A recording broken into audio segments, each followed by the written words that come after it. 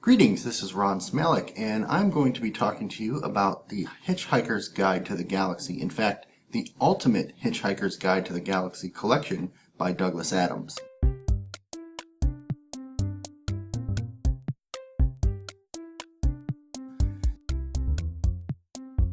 In Chapter 11, Zaphod Beeblebrox, Trillian, and a very dejected robot by the name of Martian are on the bridge of the Heart of Gold.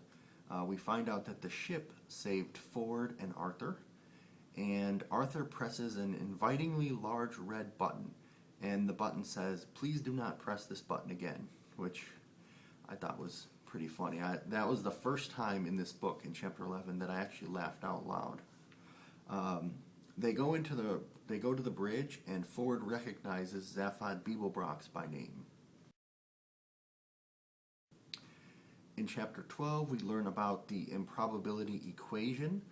So because the ship is powered by an improbability drive, the acts of the ship, which were quite highly improbable that they would be rescued, needs to be canceled out on the other side of the improbability equation.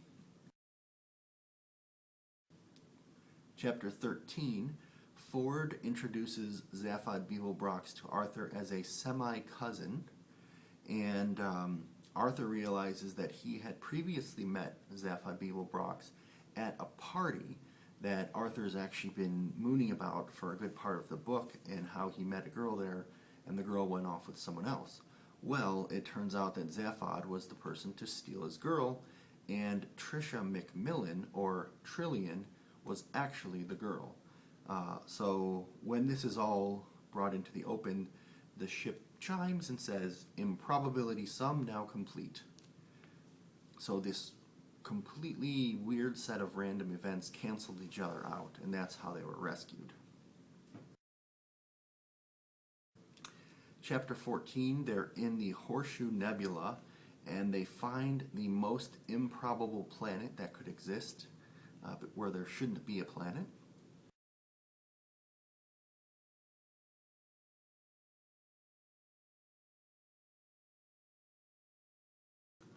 In Chapter 15, the Hitchhiker's Guide to the Galaxy tells us about Magrathea, which is a custom-made luxury planet-building factory. That's right, it's a place that builds planet. Now, at this point, I had a pretty good idea of what was going to happen next. Clearly, I did not know why.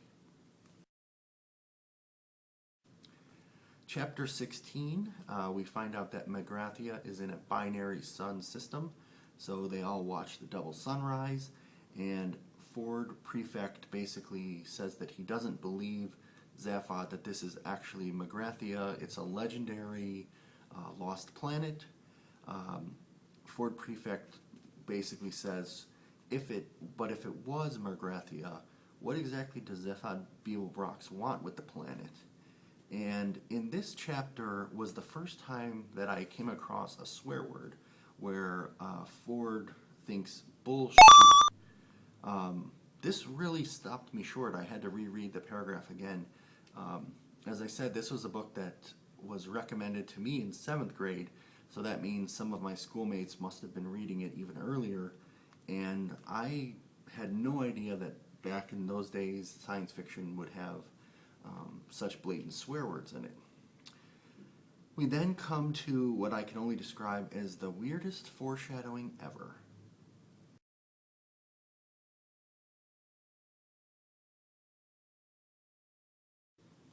In Chapter 17, Magrathea's answering machine basically addresses the incoming Heart of Gold ship, and then fires nuclear torpedoes at them when they do not stop and leave a message. Arthur and Zaphod and Ford basically invoke the manual control panels, and I thought this was another really funny moment.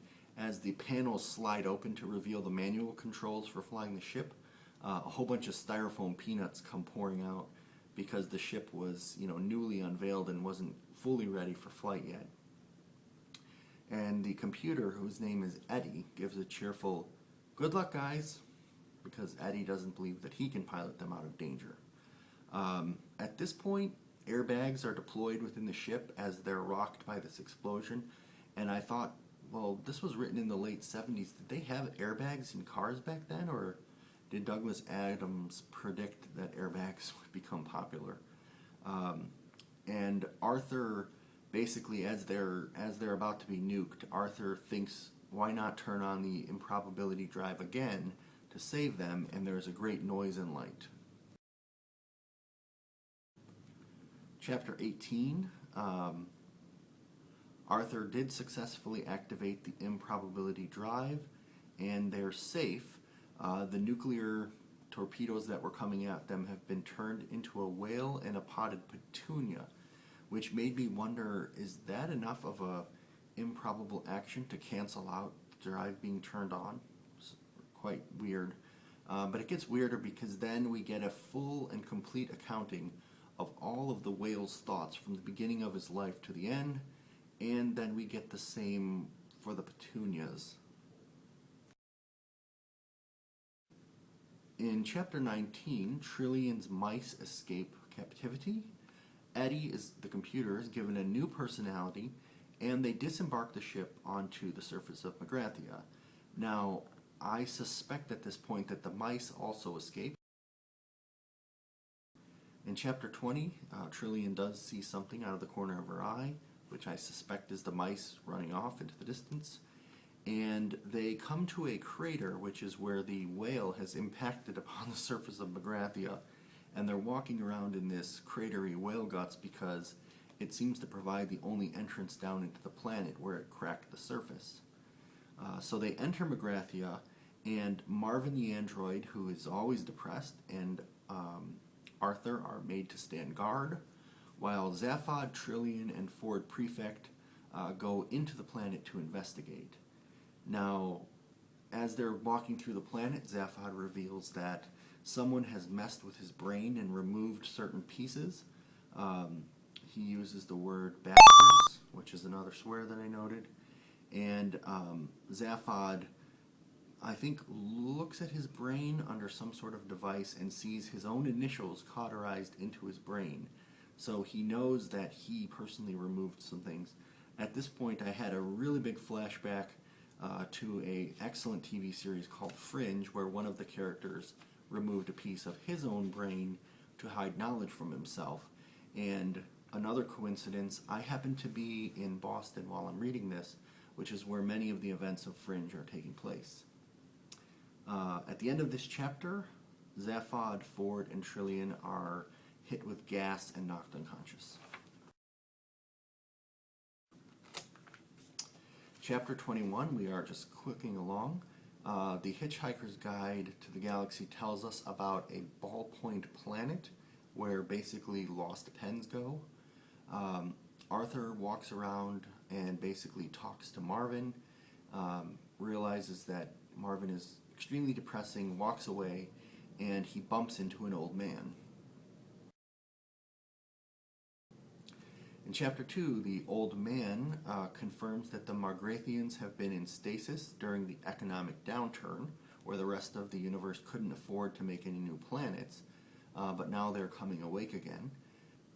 And Arthur goes with the old man after being threatened. We find out that the old man's name is Slartibartfast. Really weird. But I will have to say that Chapter 22, the dialogue, is actually the most normal chapter I felt in the entire book, the conversation between the old man and Arthur. It's a very interesting introduction. Chapter 23, we come to understand that the dolphins were the second most intelligent species on the planet, actually smarter than humans, which were third, and that just before the planet was destroyed, the dolphins left, and their final message to us, which we couldn't interpret, was "so long and thanks for all the fish." A throwaway line that I suspect will come back later, since that is one of the catchphrases of the series. We find out that mice, according to the old man Slartibartfast, are basically the most intelligent life form on the planet, and have actually been performing experiments on man for the last millennium.